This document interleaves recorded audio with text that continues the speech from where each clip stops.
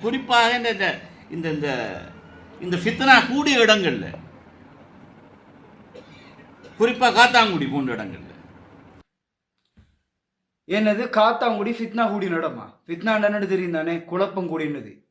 காத்தாங்குடி குழப்பம் பிடிச்ச ஊரா?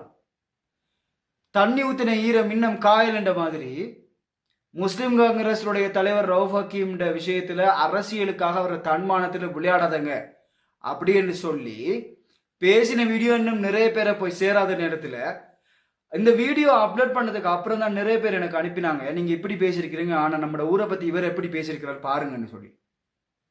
என்னடா நம்ம ஊரை பத்தி இந்த ஆள் இப்படி பேசியிருக்கிறாரு, இப்படிப்பட்ட ஒருத்தரோட தான் நம்ம அரசியல்வாதிகள்லாம் தொடர்பு இருக்காங்களா அப்படின்னு சொல்லி சாதாரண ஒரு பொதுமகன் இந்த வீடியோவை பார்த்தா கட்டாயம் நினைப்பார். நான் இந்த வீடியோவை பார்த்த நேரத்தில் யோசிச்ச ஒரு விஷயம்னா, இவர் ஏன் இப்படி பேசினாரு, எப்ப பேசினாரு, எதுக்காக பேசினாரு அப்படின்னு சொல்லி தேடி பார்த்த நேரத்துல தான் உண்மை விளைவிச்சு. 2 வருஷத்துக்கு முன்னால பேராதனிய யூனிவர்சிட்டியோட முன்னாள் சிரேஷ்ட விரிவுரையாளர் MIM அமீன் எழுதின சூஃபிசம் ஒரு அறிமுகம்ங்கிற புக் சம்பந்தமா கஹட்டோவிட்டேல அரேஞ்ச் பண்ணப்பட்டிருந்த ஒரு ப்ரோக்ராம்ல பேசுற நேரத்துல தான் ரவுஃப் ஹக்கீம் இந்த விஷயத்த பேசியிருக்கிறார்.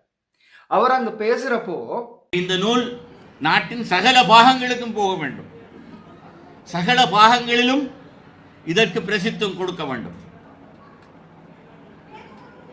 என, குறிப்பாக இந்த இந்த இந்த ஃபித்னா கூடிய இடங்கள்ல,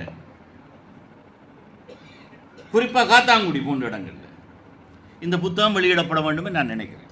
ஏன்னா அங்க இருக்கிற பிரச்சனை வேறதான்.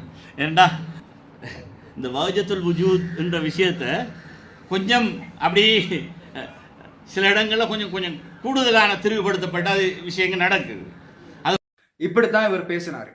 ஆல்ரெடி வீடியோல ரவுஃப் ஹக்கீம் விஷயத்துல மக்கள்ல ஒரு குழப்ப நிலை இருக்கிற நேரத்துல இந்த இலங்கையில கொஞ்சம் ஃபேமஸா இருக்கிற இந்த காத்தாங்குடியை பத்தி பேசின இப்படி ஒரு விஷயத்தை இந்த நேரத்துல இறக்கி விட்டா இந்த ஊர் மக்களே அவரோட பேரை மொத்தமா நாரடிச்சிருவாங்க, இதை வச்சு அரசியல் ரீதியா அவரை கொஞ்சம் குழப்பி விடலாம் அப்படிங்கிற நோக்கத்திலே தெரியல யாரோ வெளியிட்ட ஒரு வீடியோ தான் இது. சாதாரண மக்கள் நாம ஒரு விஷயத்தை மட்டும் விளங்கிக் கொள்ளணும், அரசியல்வாதிகள் இன்னைக்கு அடிச்சுப்பாங்க, நாளைக்கு கட்டிப்பிடிச்சுப்பாங்க. அரசியல்ல நிரந்தர எதிரியும் இல்லை, நிரந்தர நண்பனும் இல்லை.